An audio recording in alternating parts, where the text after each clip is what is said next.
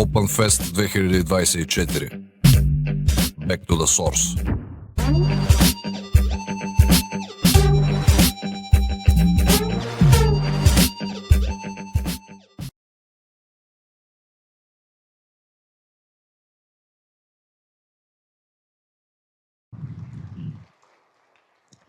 So I'm very pleased to give this presentation here because this will be the first time that I'm doing it in public and being filmed. And I will warn you ahead of time as I go through the presentation. It might be fun afterwards. I actually expect a legal letter from Google threatening to sue me after this presentation. So, to give you some background, "Don't be evil" used to be part of the tagline for Google. However, they have recently removed it, unfortunately, and I'll tell you some of the reasons why. So for some of my background, the easiest way to describe me is I love technology, I hack everything land, space, sea, and air. I'm in cyber threat intelligence. I handle very, very large cyber incidents, especially cyber warfare.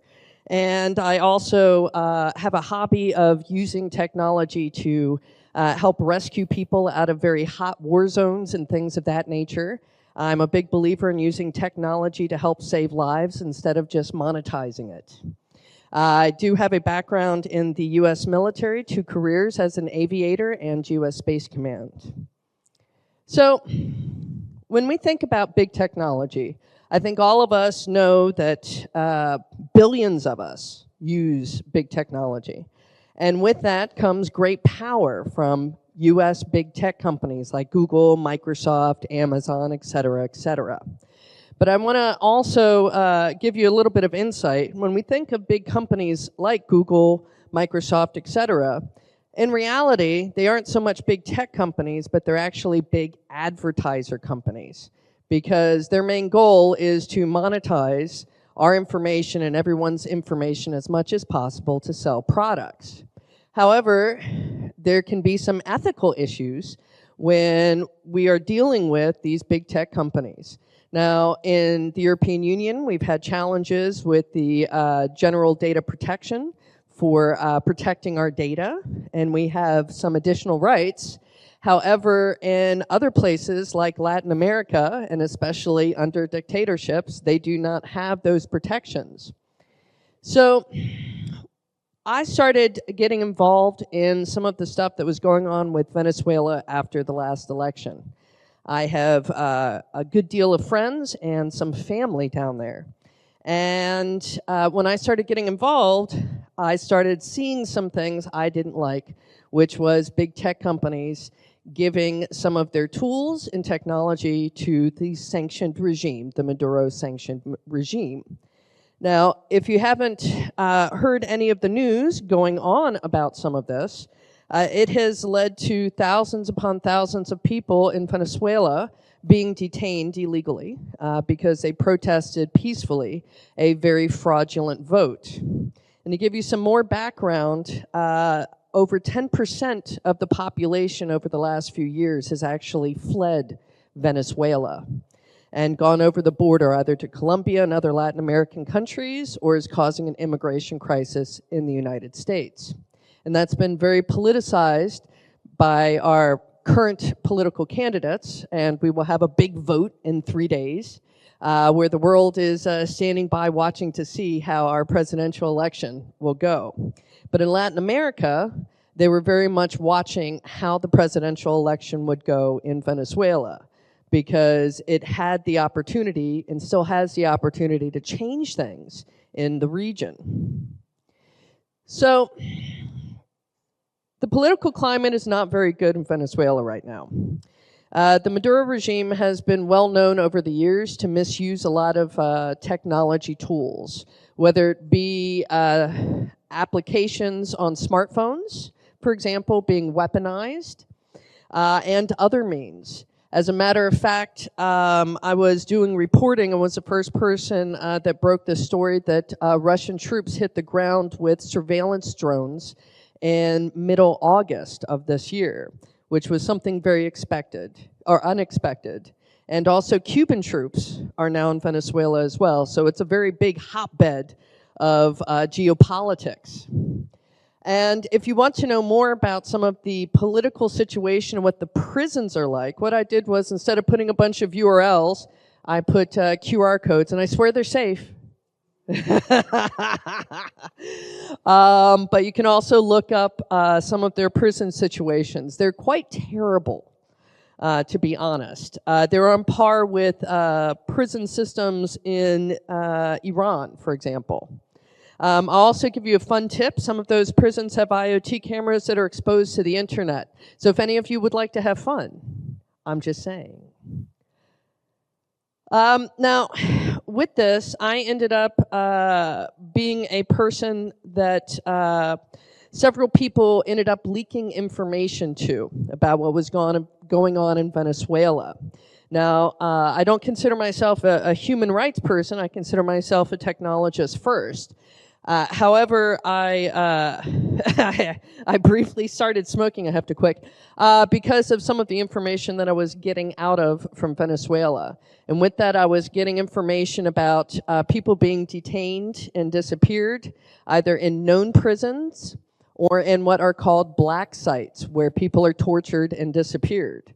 And one of the things that I did was I ended up analyzing the lists and checking to see which locations were known and which locations were black torture sites. And that's why I started briefly smoking again, because it's not something I ever want to deal with again.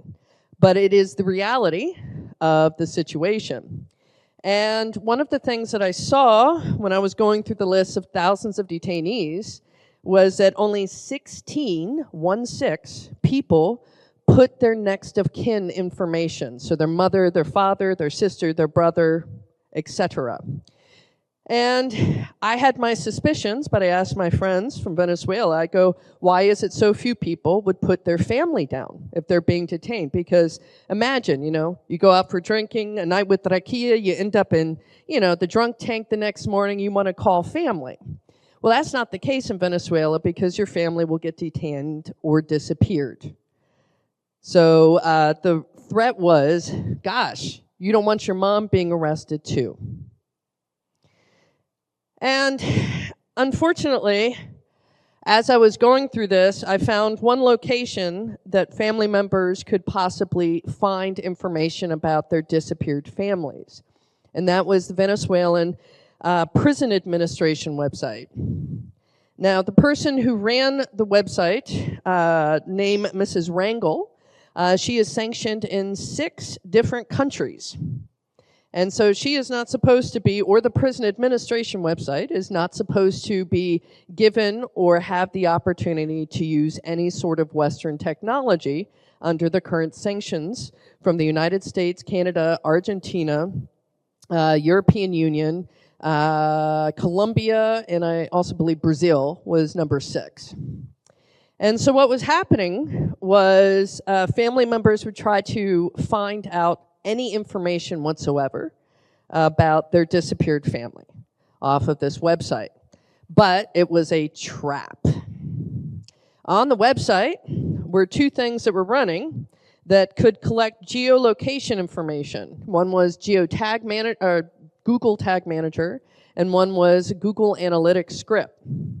Now, as a hacker, I'm not a lawyer, and typically I will make responsible disclosures like, hey, your website, I can put a cross-site scripting stored little naughty script on it, but this is a sanctions issue. So this is not something that you just report to go, hey, you got a problem with your website. It's more like, hey, you're breaking the law. Whoops. And they don't make it easy. So I ended up having to go through all these back channels to try to get in touch with someone at Google who would actually pay attention to the situation. And it was not very easy. Another thing that I found was, even though we are all in the European Union and we're supposed to be protected with warnings on websites and so forth before it collects information, anyone could go to the website and a series of other websites similar to it, and there was no warning, but it was still collecting our information. So journalists, for example, anywhere in the world, people who had sought asylum, for example, in Spain, there's a large amount of Venezuelans there. They were also getting their information picked up. And one of the dangers is there's a secret service from Venezuela that actually operates in Spain and other places nearby Venezuela that goes, picks up people, and illegally flies them back to Venezuela, called the Bolivarian Security Services. And because of it, I was also forewarned that I might be in danger. So I currently have alerts on my name and on my home address in the Netherlands because I began reporting on some of this stuff in Venezuela. So it even affected little old me, who is not a Venezuelan, all the way in Amsterdam because of the danger and the history of what has been going on with the current regime. And nobody really wants their information being picked up by an administration that does such very, very naughty things, right? It's kind of creepy. That's all I can say. Now, when I was finally able to get a hold of someone in Google through all these different back channels, and unfortunately, the first person at Google in the security team, headed the security team, still does, said, "Oh, we'll get on it, Chris. You know, we'll do something about it." Then the next email I got was what we call in English boilerplate bullshit of, "Oh no, we don't actually do that. No. Now the problem is code does not lie. And you can actually download these scripts and you can actually analyze the code, look at the code, and pinpoint all the different locations within the code that pick up your private information, geolocation, tries to get your street address, tries to fingerprint what type of device you're connecting with, which of course is like a fingerprint of you, right? So code does not lie. In this case, Google does. And it was very unfortunate because a Google executive from their communications team tried to contradict all of the code findings that anyone in this room can actually download. So with that, I attempted to at least get Google to stop providing the services to try to contain the damage. And because of the boilerplate bullshit that the communications executive gave me, Google, I guess because they thought that legally, if they stopped the services, they would be admitting wrongdoing. Google, to this day, still refuses to halt all of the services to the various sanctioned entities collecting geolocation and other information in Venezuela. This not only affects the prison administration website, it also covers a good deal of Venezuelan government websites and Venezuelan military websites as well, which are, again, clearly against all of the variety of different sanctions that are on Venezuela. And for good reason, because people are disappearing. And I think all of us are aware that Venezuela, like many dictatorships, are not very nice places. If 10% or more of your population has to flee a place, you know it isn't a paradise. So this is a bit wordy, but this was out of one of the articles about the situation where basically I was trying my best to get the information out. I ended up having to also go through a variety of different back channels within the Venezuelan community to tell them, do not go to these websites because you, if you're still in the country, or your family, well, the Venezuelan government could use the information just by visiting the website and pick you up or your family members up, and they could disappear. As a matter of fact, for the last 2 days, I've been dealing with trying to track a disappeared child who was disappeared in Venezuela from a political opponent of Maduro. They took the child, an 8-year-old child. So that's how much of a danger things are in the country right now. Now, this was part of Google's boilerplate response, and I also made this public in one of the media articles. Now, the thing that gets me about their response and the fact that they would not halt services is there had also been a previous case where they did halt services, but it was only after major English media in the West, North America, had actually run the story. But what Google said is absolutely not correct. Now, on top of which, YouTube, they allow Maduro to have his own podcast.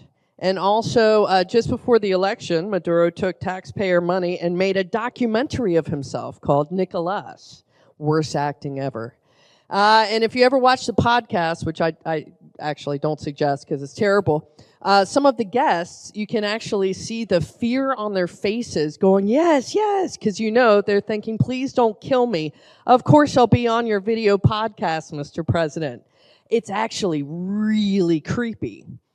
But YouTube allows this up, and I can only imagine what the outrage would be in some parts of the world if, for example, Russia had the same type of stuff up with all of the controversy going on with Russia and Ukraine right now. So unfortunately, yes, you can see it. I ended up watching some of it just to make sure they weren't running ads, because one of the big things about sanctions is YouTube is definitely not allowed to allow any advertising when it comes to playing any of Maduro's stuff. But that's his channel, and you can watch Very, Very Scared People on his video podcast, which is once a week. So another thing that occurred was right after the election occurred at the end of July, there were 2 smartphone apps that were backed by the Maduro government. One was for older phones, and one was for newer phones. So Patricia was for the older phones, Venup for the newer phones. And with these apps, and I think many of us are aware, we love our smartphones, but they're like spies in our pockets, right? Now, with these applications, there was another researcher who published in Spanish, and I ended up finally connecting with him after he fled safely to Uruguay. It would turn on your microphone. It would keep your phone from falling asleep. It would give up your contacts. It would plant in reminders on your calendar to do certain things. Now, you were supposedly able to file complaints about everyday life. Like, oh, there's a pothole here. Can you please fix it? Well, how do you think that information was then turned around when people started protesting? But then it became even more of a spy in your pocket.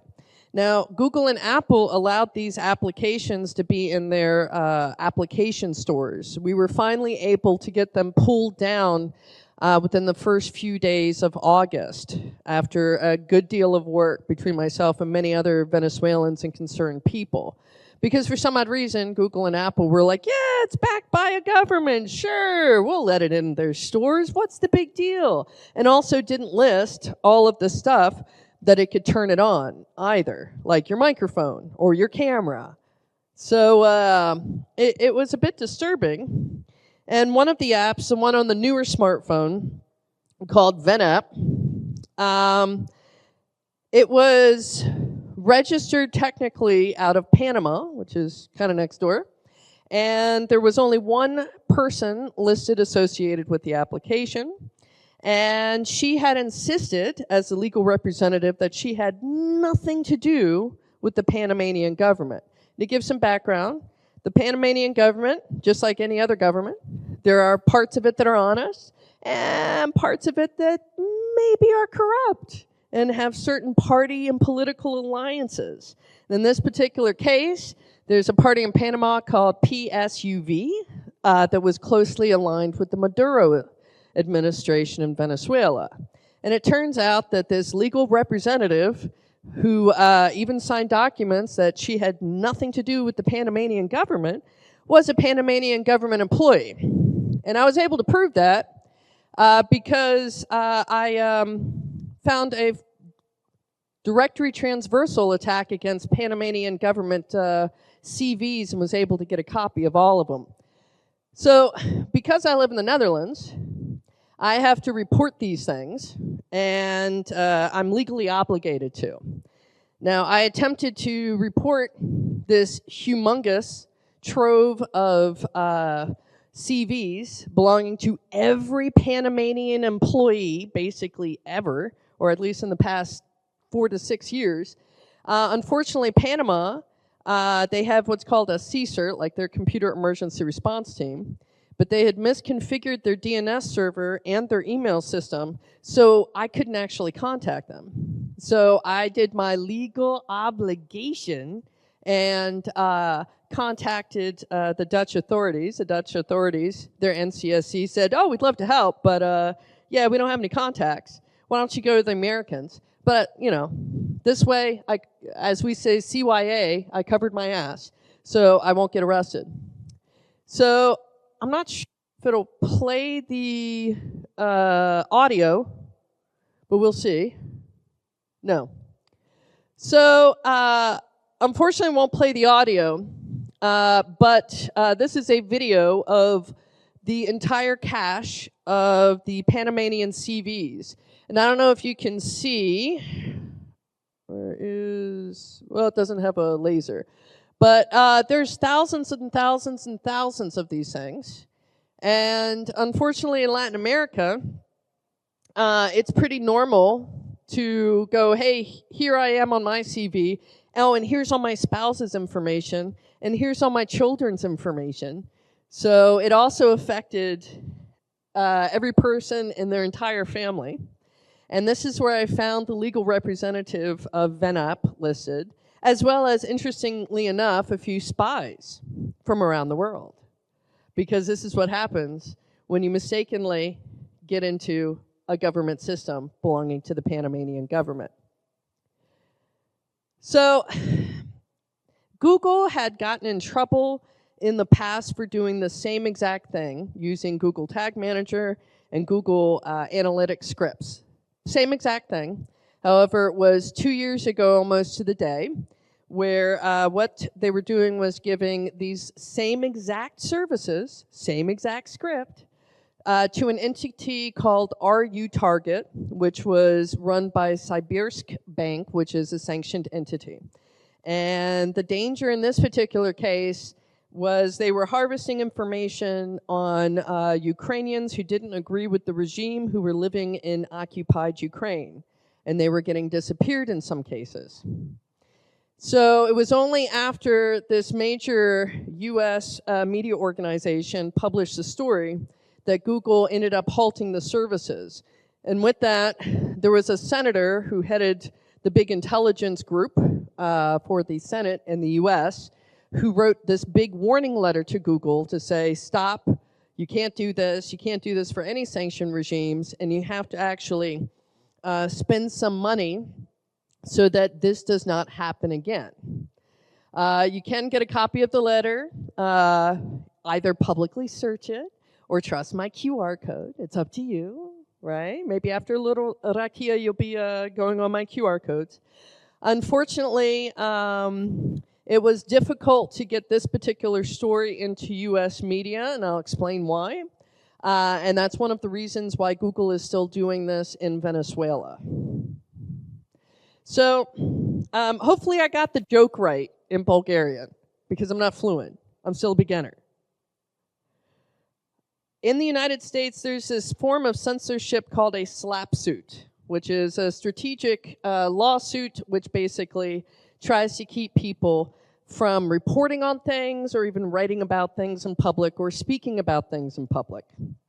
And this was the reason why major US media did not want to run the story about what was going on in Google. It was only one particular journalist, which I also have the links for, that ran the story. Now, we ran two versions of the story, one in English, but it had a paywall, and one in Spanish, which had no paywall. Now, shortly after the Spanish language version of the article was posted, the editor received a legal notice from Google and it was taken down. It upset the journalists so much about the editor taking down the Spanish language version that the journalist has now left that media organization. As you can imagine, it was not a nice thing. So in the meantime, I have had to reach out to European journalists to get ready for if Google takes legal action against me after this talk, as well as the European Center for Press Freedom to see if they will cover my legal bills. So we will see what Google does after this. And this is an unfortunate thing where you would think, how can US censorship affect us here? Well, Google is a very powerful organization, and I am not rich. Darn it. So you have to get backing in case these big organizations cost you a lot of money when it comes to legal bills or try to affect your reputation.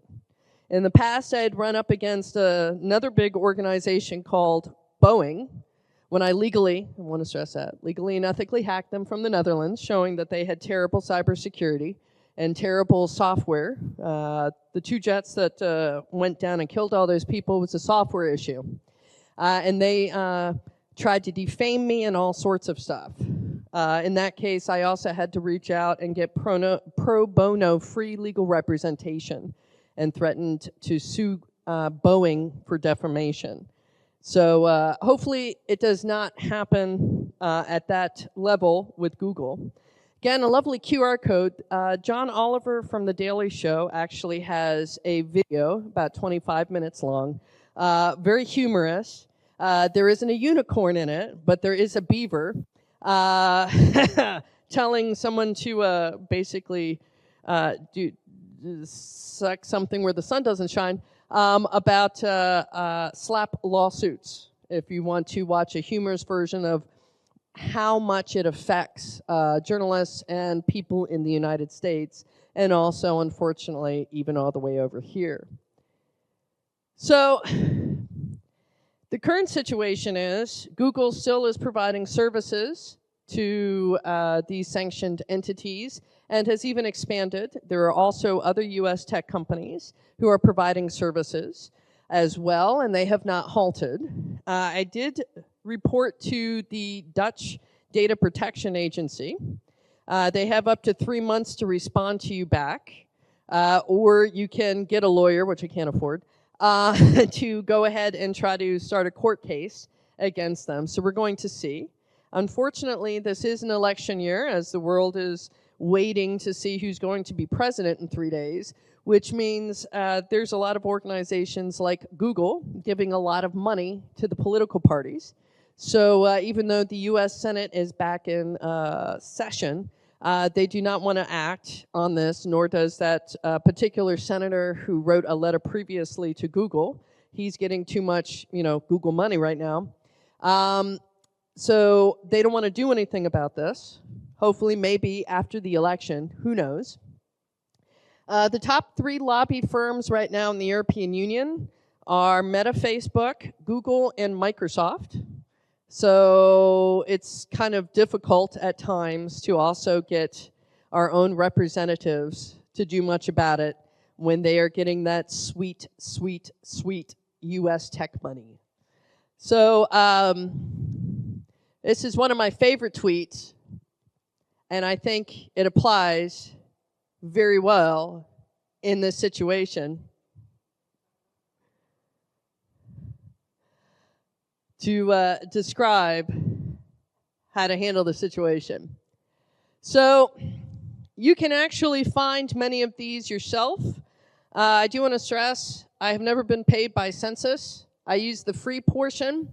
You can actually do wildcard searches, and it scrapes the HTML, and you can actually see the Google Analytics and the Google Tag Manager. You can also see other big tech companies providing services as well. And just by using the Census free version of their search, there are other ways like Shodan, etc., where you can find this. Another search engine I like to use is Start Page, which also highly anonymizes any of your searches. Even if you want to visit the page of, say, the Venezuelan military website, it'll set up a sandbox for you. which I highly recommend. So you don't have to spend money, and you can also find this stuff yourself. So it doesn't take a whole bunch of tools or whatever to find this.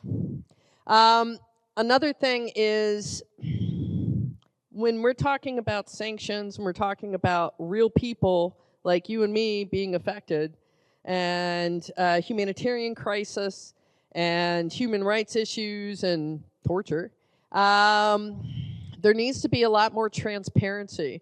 Google actually stopped reporting on their sanctions portion about 4 years ago, a little bit before they adjusted their tagline, taking the "don't be evil" out.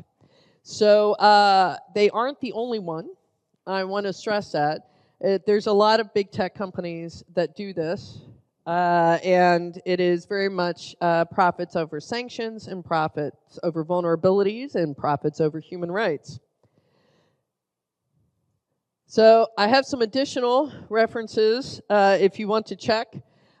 This one is the original English language version of the article that was a very big, deep dive with not just my research, but some additional research. One in English, and I also have a Spanish version on the VENAP, of how the VENAP was being used to target people, leading to their detention and disappearance, and the original ProPublica article on the Are You Target. So, in conclusion, and hopefully I have a little bit of time for questions, I want to thank OpenFest for having me.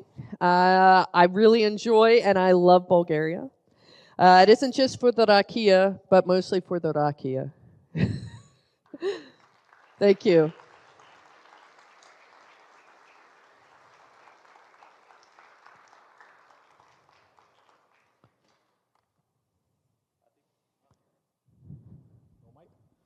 Hello? Hey! Yeah, we have about 5 minutes left. Yay! So there is time for questions and answers.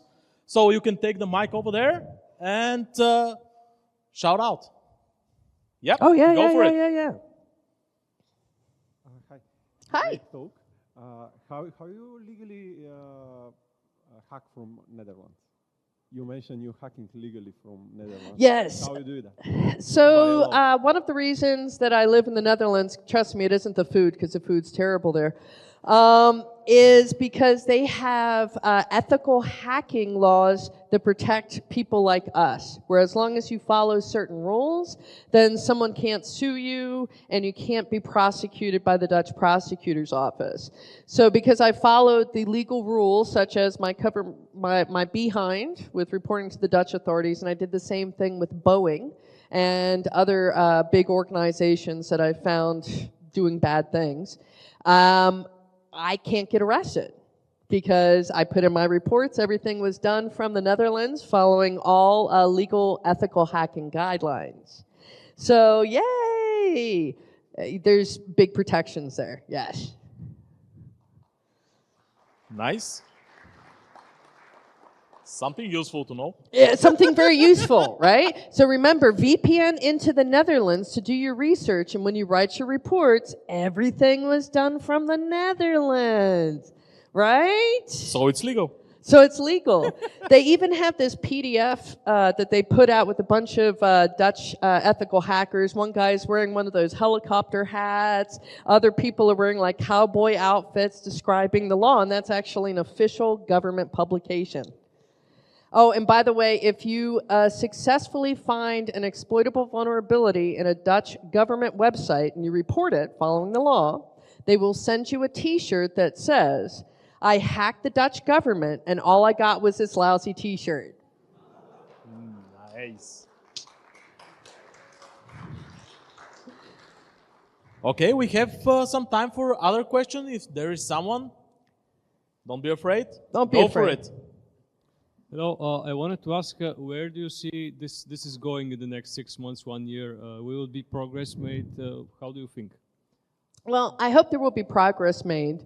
It depends on the political climate, how much money is still coming in.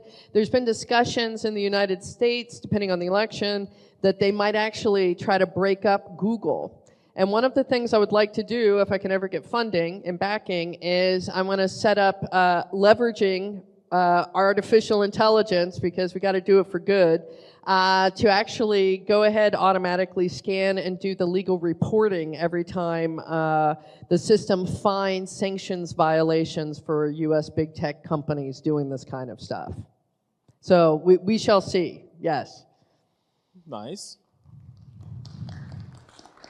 Okay, last question. Hello. What would be your advice for the average oppressed person, journalist? How could they protect themselves from these Google Analytics, perhaps some specific software operating? Yeah, so one of the ways as a journalist or a person who is handling very sensitive information like this and might be at risk, there are two locations. One is the Global Cybersecurity Alliance, I believe it's called, where they have a toolkit for journalists and sensitive people. Unfortunately, it's only available in 5 languages. Bulgarian is not one. Luxembourg Circle Team, which is their national civilian level computer emergency response team, also has a toolkit with different ways that you can build with a Raspberry Pi, basically, proxies, all sorts of protection kits, and they are extremely technical, and they are typically available for questions if you want to do any sort of follow-up with them. So I highly recommend those 2 particular locations, which are extremely helpful if you're working on sensitive information. And another thing, again, I don't get paid by them. When I started getting leaked information, Google for years had denied me additional protections because I am a journalist as well. But Proton Mail rolled me up into all sorts of additional protections and put additional alerts on all of my accounts. And I'm in close contact with their security team, and I didn't have to pay anything extra for that particular service. So not that I make any money off of Proton, but they seem to also watch out for this type of information being handled by people like us. Thank you. Thank you.